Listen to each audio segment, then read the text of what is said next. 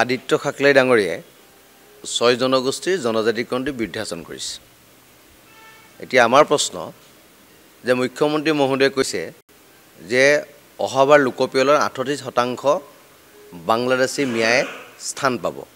গতিকে এইটো অসমীয়া থলগিৰি খিলঞ্জীয়া ৰাইজৰ কাৰণে অতি ভয়াৱহ কথা আৰু তাৰ লগতে ভাৰতৰ অখণ্ডতা স্বাধীনতাৰ প্ৰতি এটা ভাবুকি, কাৰণ অসমখন হৈছে ভাৰতৰ এখন অংগৰাজ্য।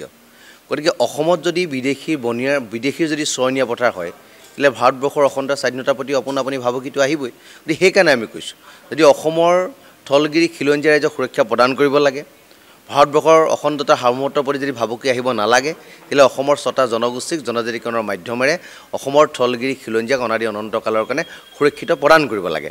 কিন্তু এই ক্ষেত্ৰত এই কামটোত আগবাঢ়িবলৈ যাওঁতে আদিত্য খাকলাই ডাঙৰীয়াই তেওঁ এটা বেলেগ এটা মন্তব্য দিয়ে। এতিয়া আমাৰ প্ৰশ্ন যে আদিত্য খাকলাই ডাঙৰীয়া থলগিৰি খিলঞ্জীয়াৰ পক্ষত আছে নে আদিত্য খাকলাই বহিৰাগত বাংলাদেশীৰ পক্ষত আছে? যদি বহিৰাগত বাংলাদেশীৰ পক্ষত আছে তেতিয়াহ'লে তেখেতে এই ধৰণৰ কথা বতৰা কওক, আমাৰ তাত গুৰুত্ব দিবলগীয়া নাই।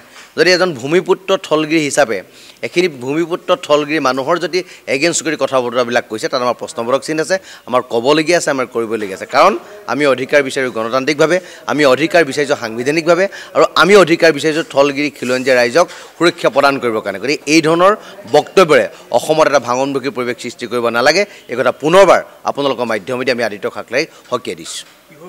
তেখেতৰ বক্তব্য হৈছে পলিটিকেল বক্তব্য। তেখেতে কেতিয়াবা বিজেপিৰ হৈ কথা কয়, কেতিয়াবা কংগ্ৰেছৰ হৈ কথা কয়, কেতিয়াবা অন্যান্য ৰাজনৈতিক দলৰ হৈ কথা কয়। গতিকে যেতিয়াই এটা অসমৰ সুস্থিৰ পৰিৱেশৰ দিশে আগবাঢ়ে, থলগিৰি খিলঞ্জীয়া ৰাইজক ভৱিষ্যতৰ কথা বতৰাবিলাকক লৈ এটা সুমীমাংসাৰ দিশে আগবাঢ়ে, তেতিয়াই তেওঁ এই ধৰণৰ কথা বতৰাবিলাক কয়। সেইকাৰণে আমাৰ সন্দেহ হয় যে আদিত্য খাকলাই ডাঙৰীয়া প্ৰকৃতপক্ষে থলগিৰি খিলঞ্জীয়া পক্ষত আছে নে বাংলাদেশী মিয়াৰ পক্ষত আছে, সেই কথাটো তেখেতে স্পষ্ট কৰি আমাক জনাব লাগে।